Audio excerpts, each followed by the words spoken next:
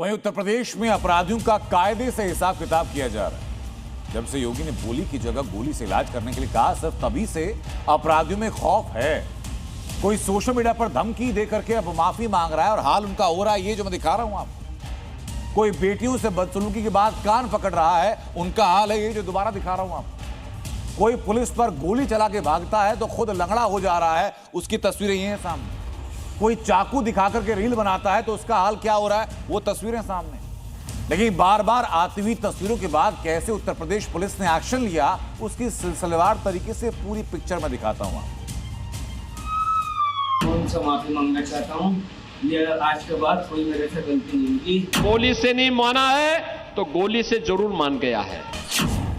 सूर्या के हत्यारे असद के समर्थन में रील बनाकर दहशत फैलाने की कोशिश कर रहा था अमन, लेकिन यूपी पुलिस ने उसका ऐसा इलाज किया कि अब उसकी सारी अकड़ निकल गई।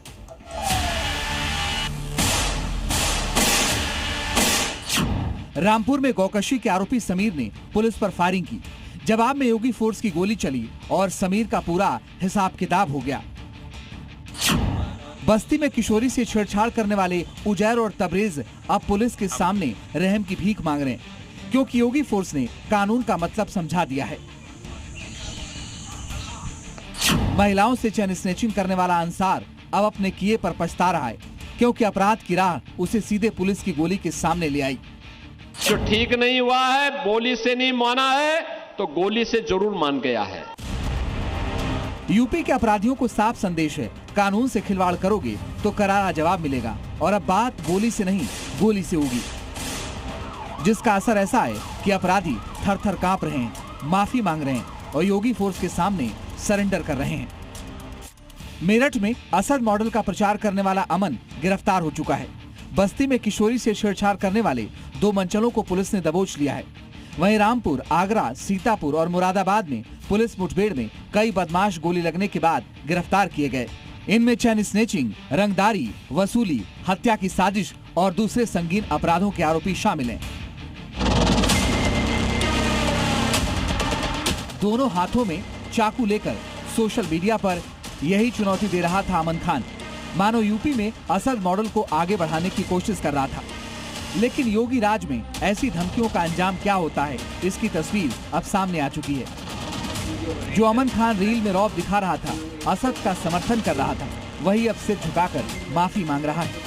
अपनी करनी पर पछता रहा है, क्योंकि योगी फोर्स ने इसकी डेंटिंग पेंटिंग कर दी है। एक वीडियो बनाई थी 28 तारीख को, वो मैंने इंस्टाग्राम पे छोड़ दी। अब जिसको भी मेरे से कोई तकलीफ हो, मैं उनसे माफी मांगना चाहता हूँ। ये आज के बाद कोई मेरे से गलती नहीं की। मेरठ पुलिस ने इसे सामाजिक सौहार्द बिगाड़ने और धार्मिक भावनाएं भड़काने की कोशिश माना और तुरंत एक्शन लिया। अमन खान को गिरफ्तार कर लिया गया है और वीडियो में दिखाए गए चाकू भी बरामद कर लिए हैं। 3 में लगाई गई थी। अंततः इस व्यक्ति की गिरफ्तारी हुई। गिरफ्तार होने के पश्चात इसका नाम अमन प्रिंस सन ऑफ अशरफ, जो कि रहने वाला थाना ब्रह्मपुरी क्षेत्र का है, ये होना पाया गया। इस संदर्भ में सुसंगत धारा में मुकदमा पंजीकृत, आगे की विधिक कार्रवाई की जा रही है। यूपी में कट्टरपंथियों ही नहीं, शहीदों का भी इलाज हो रहा है।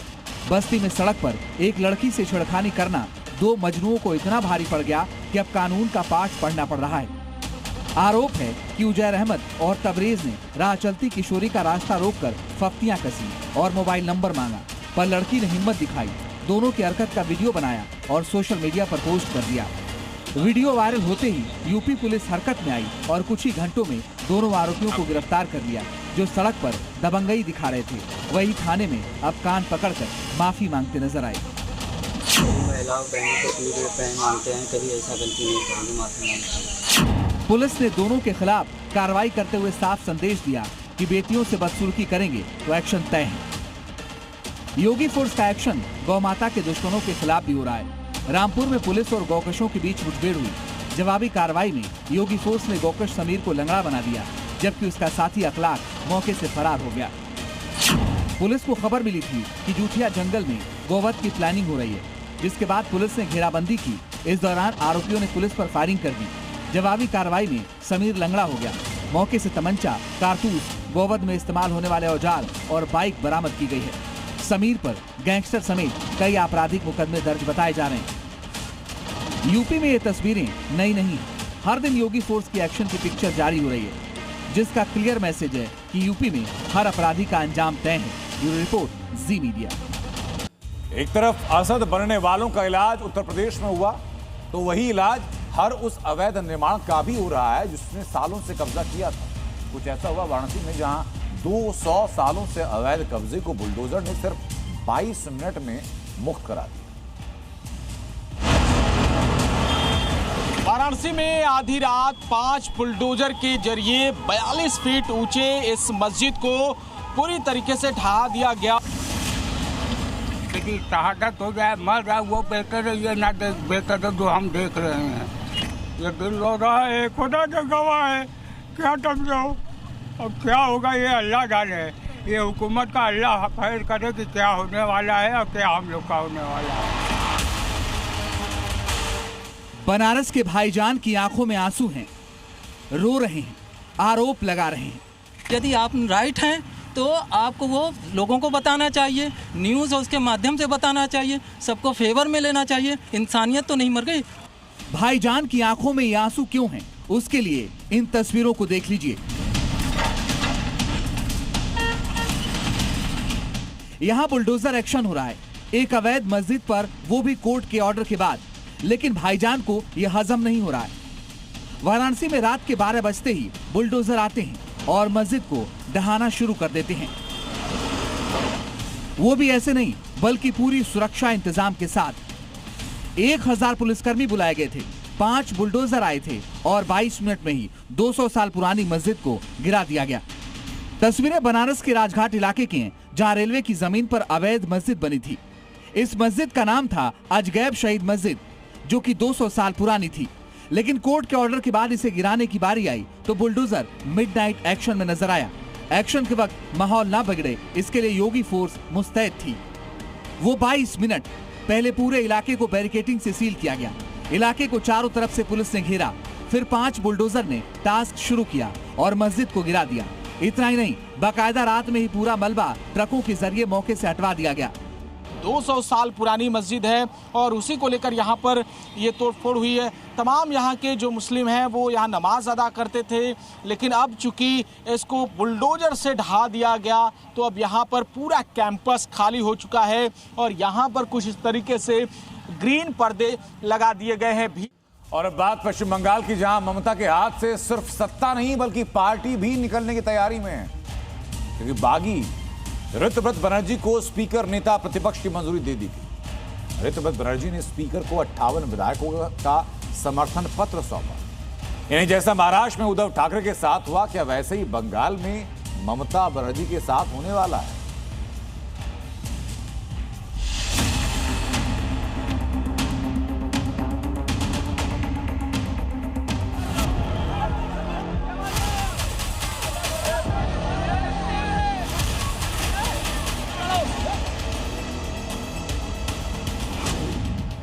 बंगाल में ममता के खिलाफ महाखेला।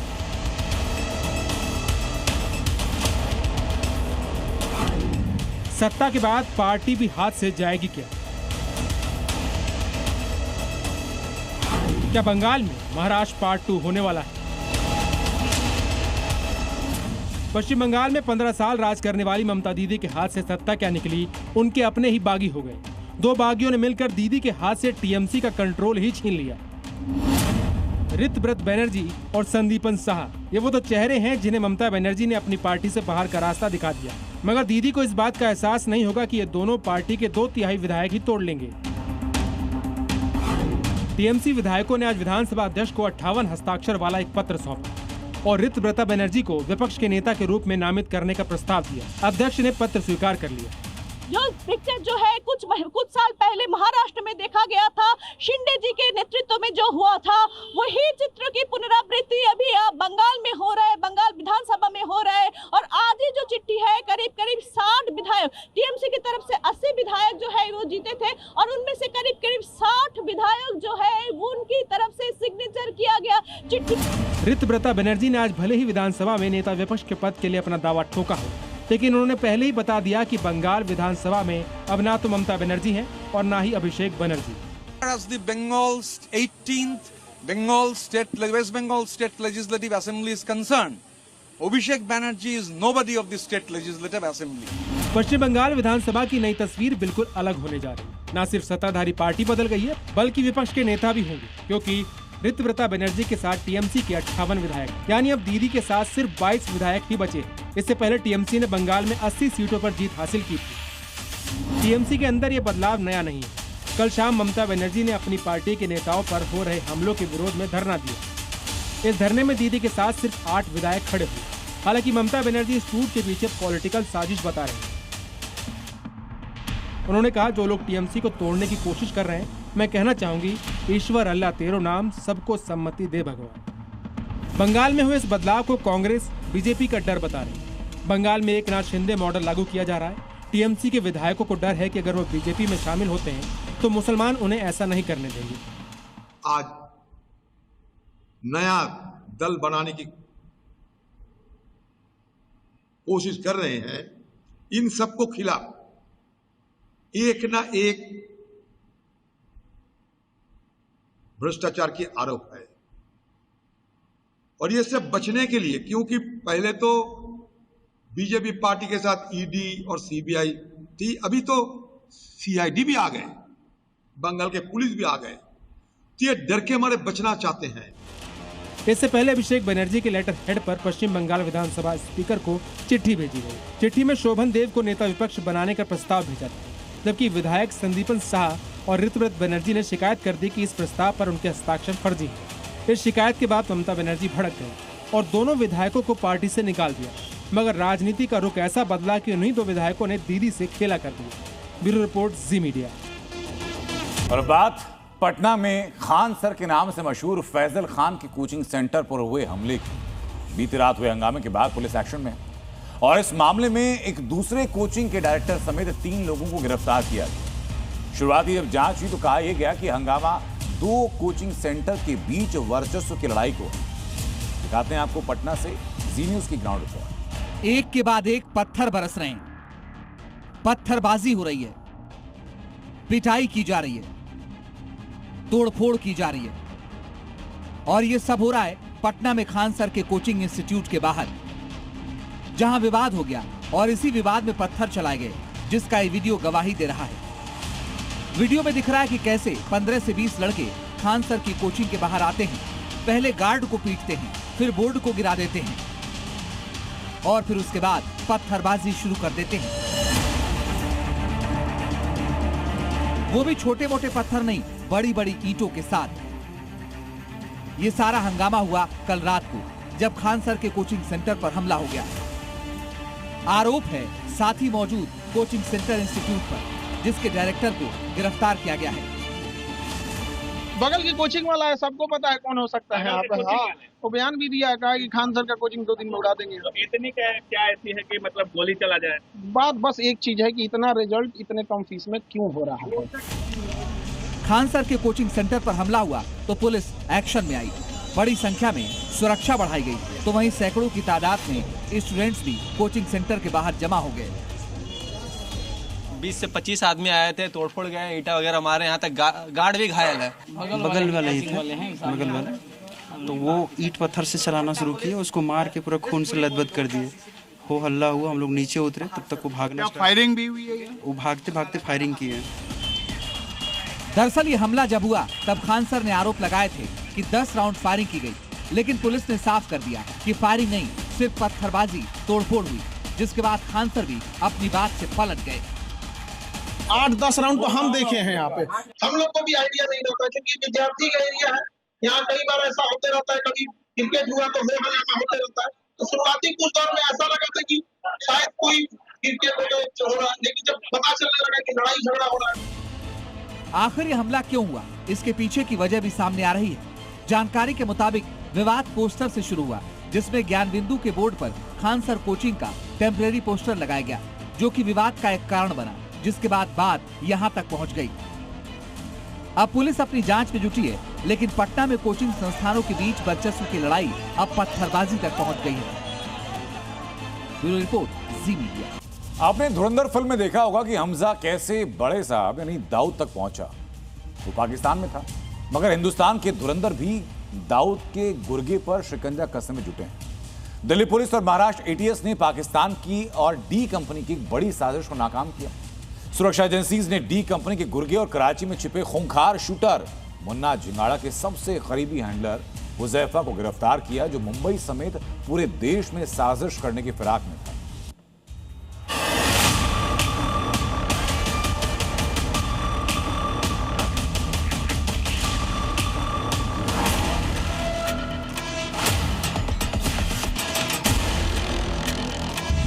अब तक फिल्मी पर्दे वाले धुरंधर से पाकिस्तान के आतंकी और गैंगस्टर खौफ में थे, मगर अब हिंदुस्तान में रहकर देश विरोधी साजिश रचने वाली डी कंपनी और पाकिस्तानी खुफिया एजेंसी ISI के नेक्सस के खिलाफ असली धुरंधर एक्टिव हो गए हैं।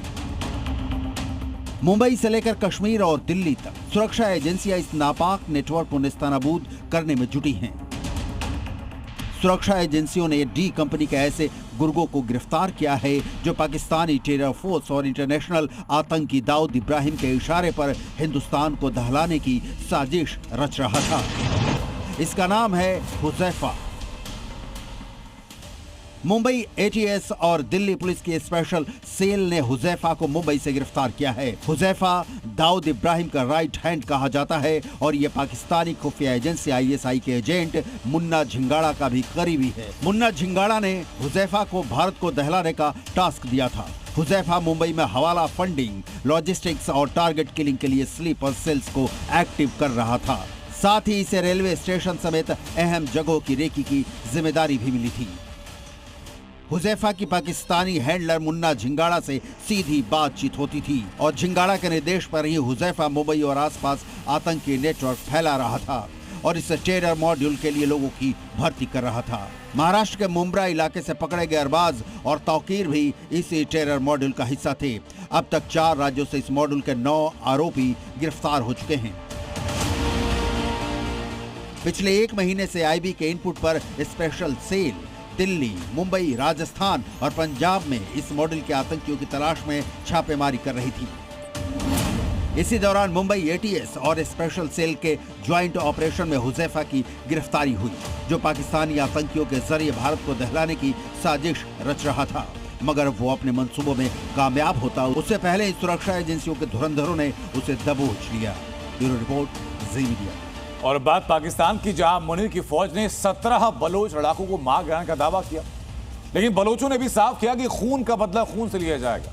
अब सवाल है कि क्या बलोचिस्तान में बदले की नई लड़ाई शुरू होने वाली है और क्या पाकिस्तान के लिए हालात पहले से और ज्यादा बदतर होने वाले हैं? 24 मई को बलोच आर्मी ने पाकिस्तान की क्वेटा में पूरी ट्रेन को उड़ा दिया। इस आत्मघाती हमले में 24 पाकिस्तानी सैनिक मारे गए, लेकिन बलोचों ने दावा किया था कि मरने वाले मुनीर आर्मी की संख्या 42 से ज्यादा थी। लेकिन उस हमले का बदला मुनीर की फौज ने 17 बलूच लड़ाकों को मार कर लिया। पाकिस्तानी सेना की मीडिया सेल ने 17 बलूच को मार गिराने का दावा किया। मुनीर की फौज का दावा है कि बलूचिस्तान के मस्तूम, नुश्की, केज और खुजदार में खुफिया जानकारी के आधार पर कई अभियान चलाए गए और इन अभियानों में 17 बलूच लड़ाकों को मौत के घाट उतार दिया। लेकिन अब मुनीर आर्मी पर बड़ा खतरा मंडरा और इसकी तस्दीक करती ये तस्वीर देख लीजिए। ताबड़तोड़ गोलियां चल रही हैं। बलोच आर्मी ने मोर्चा संभाल लिया है और मुनीर की सेना को धूल चटाने की मिशन में जुट गई। पाकिस्तानी फौज ने 17 बलोच लड़ाकों को मारा तो बलोच आर्मी ने मुनीर की फौज को ही घेर लिया और गश्त पर निकली पाकिस्तानी फौज की ओर बंदूकों का मुंह खोल दिया। दरअसल पाकिस्तानी सेना क्वेटा में हुए ट्रेन ट्रैक ब्लास्ट के बाद से ही बौखलाई है और बलूचों पर पाकिस्तान का जुल्म बढ़ गया। बलूचों की धरपकड़ के लिए अभियान चलाया जा रहा। नुश्की में बड़े पैमाने पर तलाशी अभियान चलाया गया। 20 सैन्य वाहनों ने इलाके को घेर कर तलाशी ली। करीब 10 बलोच को जबरन हिरासत में लिया गया। सुराब में भी छापेमारी में 2 लोगों को हिरासत में लिया गया। बलूचिस्तान का इलाका पाकिस्तान के लिए नासूर बना हुआ। पिछले कई सालों से यहाँ हालात कुछ ऐसे बने हुए हैं कि बलोच के गुस्से ने मुनीर आर्मी की नाक में दम कर दिया। बलोच लिबरेशन आर्मी ने पिछले महीने पाकिस्तान में किए गए हमलों की एक रिपोर्ट कार्ड जारी की। इस रिपोर्ट में महीने भर के दौरान हुए रणनीतिक हमलों, पाकिस्तानी सेना का हुए नुकसान, हमलों की प्राकृतिक हताहत सुरक्षा बल के आंकड़ों के साथ साथ पाकिस्तान को हुए आर्थिक और सैन्य संसाधनों के नुकसान का भी ब्यौरा दिया गया, जिसके मुताबिक पाकिस्तानी सेना पर 49 हमले, 100 से ज्यादा जवानों की मौत, 12 सैन्य चेक पोस्ट पर अटैक हुआ, 4 सैन्य शिविरों को निशाना बनाया गया, 8 सैन्य काफिलों को घात लगाकर हमला किया गया, 21 हमलों में भारी हथियार का इस्तेमाल किया गया। लेकिन एक बार फिर मुनीर आर्मी ने बलोचों को छेड़ दिया, उसके 17 इलाकों को मार गिराया। अब बलोच भी पाकिस्तानी फौज की कब्र खोदने की पूरी तैयारी में, और इस बार बलोचों का साफ कहना है कि हमला ऐसा होगा कि मुनीर याद रखेगा। ब्यूरो रिपोर्ट, जी मीडिया। पाकिस्तान में जो हालात हैं उनको देखते हुए कहा यह जा रहा है कि मुनीर का मुल्क नरसंहार की तरफ बढ़ चुका है, क्योंकि जेनोसाइड वॉच की रिपोर्ट में पाकिस्तान को चेतावनी वाले दायरे में रखा गया। अहमदिया मुसलमानों पर हमले, ईसाइयों पर ब्लास्फेमी के आरोप, हिंदू लड़कियों के जबरन धर्मांतरण और शिया समुदाय पर बढ़ती हुई हिंसा ने कई गंभीर सवाल खड़े किए। इस रिपोर्ट के अनुसार पाकिस्तान में भेदभाव, अलगाव और उत्पीड़न के संकेत लगातार बढ़ते जा रहे हैं। ऐसे में फिर सवाल है कि क्या पाकिस्तान बर्बादी की दहलीज पर खड़ा है? पनाहगाह और कंगाली की मार झेल रहे पाकिस्तान का वो सच अब दुनिया के सामने बेनकाब हो चुका है, जिसे अब तक मुनीर दुनिया से छिपाता रहा है और जिस पर शहबाज सरकार पर्देदारी करती रही है, क्योंकि एक अंतर्राष्ट्रीय मानवाधिकार संगठन ने पाकिस्तान को उस लिस्ट में रखा है जिसके चंद कदम आगे बड़ा नरसंहार है। जेनोसाइड वॉच की रिपोर्ट ने पाकिस्तान की पोल खोलकर रख दी।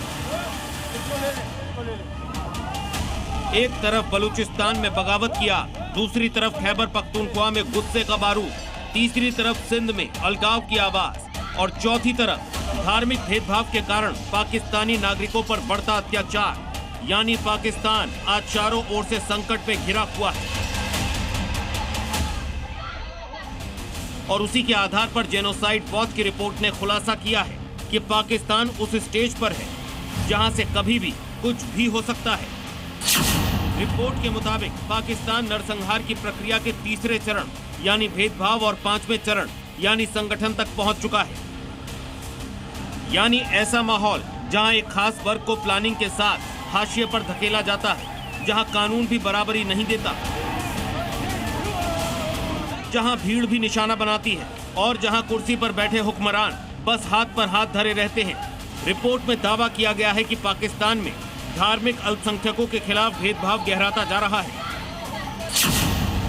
हिंदुओं का जबरन धर्मांतरण कराया जा रहा है, ईसाई समुदाय पर ब्लास्फेमी कानून की तलवार लटक रही है, अहमदिया समुदाय को संवैधानिक तौर पर हाशिए पर धकेलने की कोशिश हो रही है और शिया मुसलमानों पर कट्टरपंथी हमलों की घटनाएं पाकिस्तान में लगातार बढ़ रही हैं। इतना ही नहीं, अल्पसंख्यक लड़कियों के अपहरण, जबरन निकाह, कम उम्र में शादी और पहचान मिटाने की कोशिशों का भी जिक्र जेनोसाइड वॉच की रिपोर्ट में किया गया है।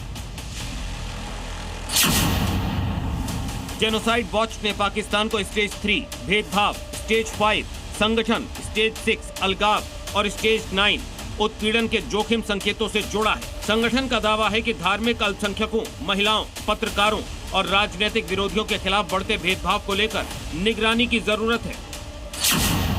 ये रिपोर्ट महिलाओं की हालत पर भी पाकिस्तान को कटघरे में खड़ा करती है।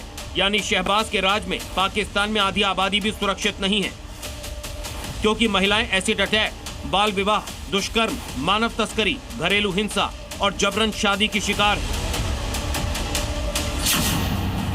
चंद कदम दूर पाकिस्तान में नरसंहार। वजह नंबर 1, अहमदिया समुदाय पर लगातार हमले। 2025 में लाहौर, सियालकोट और अन्य इलाकों में अहमदिया मस्जिदों पर हमले, मीनारे गिराने, नमाज रोकने और उपासकों की गिरफ्तारी जैसी घटनाएं सामने आई। मानवाधिकार संगठनों का आरोप है कि कई मामलों में प्रशासन ने भीड़ को रोकने के बजाय कार्रवाई अहमदियों पर की। चंद कदम दूर पाकिस्तान में नरसंहार। वजह नंबर 2, ईसाइयों पर ब्लास्फेमी के आरोप और हिंसा। पाकिस्तान में जरणवाला और सरगोधा जैसी घटनाओं में ईसाई समुदाय को ब्लास्फेमी के आरोपों के बाद हिंसा का सामना करना पड़ा। चर्चों और घरों पर हमले हुए। मानवाधिकार संगठनों का कहना है कि दोषियों के खिलाफ कार्रवाई सीमित रही और पीड़ित समुदाय अब भी न्याय के लिए दर दर भटक रहा है। चंद कदम दूर पाकिस्तान में नरसंहार। वजह नंबर 3, ब्लास्फेमी कानून और मॉब जस्टिस। मानवाधिकार रिपोर्ट के मुताबिक पाकिस्तान में सैकड़ों लोग ब्लास्फेमी मामलों में जेलों में बंद हैं। आरोप लगते ही भीड़ हिंसा, लिंचिंग और हत्याओं की घटनाएं सामने आती रही हैं। 2024-25 में ऐसे कई मामले दर्ज हुए जिनमें आरोपियों को अदालत से पहले भीड़ ने निशाना बनाया। चंद कदम दूर पाकिस्तान में नरसंहार। वजह नंबर 4, हिंदू और ईसाई लड़कियों के धर्मांतरण। मानवाधिकार आयोग और अंतर्राष्ट्रीय रिपोर्ट में बार बार ये मुद्दा उठाया गया है कि हिंदू और ईसाई नाबालिग लड़कियों के अपहरण, धर्मांतरण और कम उम्र में विवाह के मामले लगातार सामने आते हैं। इसे अल्पसंख्यकों के खिलाफ भेदभाव का संकेत माना जा रहा है। जाहिर है किसी देश में अल्पसंख्यक डर में हों, भीड़ के निशाने पर हों, उनकी इबादत गाहें तोड़ी जा रही हों और ब्लास्फेमी का आरोप मौत का फरमान बन जाए, तब नरसंहार का डर लाजमी है और यही संकेत पाकिस्तान में है। अब अगली खबर ईरान से। मंगलवार की रात जिस तरह से ईरान ने कुवैत और बहरीन पर हमले किए, वो बता रहा है कि अमेरिका से सीज फायर डील में कुछ अच्छा नहीं। उधर अमेरिकी सेंट्रल कमांड ने भी ईरान के कुछ द्वीपों और तेल टैंकरों को निशाना बनाया। इन अपडेट्स के साथ क्या ये माना जाए कि खाड़ी क्षेत्र में नई जंगी घमासान की शुरुआत हो चुकी है? मंगलवार की रात कुवैत से लेकर बहरीन तक के आसमान में कुछ ऐसा मंजर था, एक के बाद एक गिरती ईरानी मिसाइलें और इन्हें हवा में ही मार गिराने की कोशिश करता अमेरिका का एयर डिफेंस सिस्टम। ईरानी हमलों में हालांकि किसी जान माल के नुकसान की खबर तो नहीं है, लेकिन अमेरिका और ईरान के बीच तनाव एक बार फिर बढ़ चुका है। ईरान के इस्लामिक रिवॉल्यूशनरी गार्ड्स कॉर्प्स यानी IRGC ने दावा किया है कि उसने कुवैत और बहरीन में अमेरिकी नौसेना के 5वें बेड़े के हेडक्वार्टर एयरबेस पर हमले किए। ईरान ने इन हमलों में मिसाइल और ड्रोन का इस्तेमाल किया।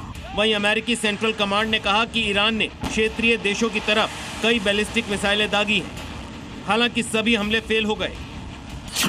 कुवैत पर दागी गई 2 मिसाइलें या तो टारगेट से चूक गई या रास्ते में ही नष्ट कर दी गई। बहरीन पर दागी गई 3 मिसाइलों को अमेरिकी और बहरीन एयर डिफेंस सिस्टम ने रोक दिया। ईरान ने कहा कि ये हमले हॉर्मुज स्ट्रेट में ईरानी द्वीप और टैंकरों के हमले के जवाब में किए गए। अगर ऐसे हमले आगे हुए तो आगे और भी बड़े पलटवार होंगे। ईरान के हमले से पहले अमेरिका ने हॉर्मुज स्ट्रेट में ईरान के केशम आइलैंड स्थित एक कम्युनिकेशन टावर पर अटैक किया। अमेरिकी सेना ने इसे आत्मरक्षा में किया गया हमला बताया। दूसरी तरफ अमेरिका ने हॉर्मुज के पास एक ऑयल टैंकर पर भी हमला किया। इस टैंकर पर बोत्सवाना का झंडा लगा हुआ था। अमेरिकी नाकेबंदी के हमले का शिकार हुआ यह टैंकर हॉर्मुज स्ट्रेट से ईरान के खार्ग आइलैंड की तरफ जा रहा था।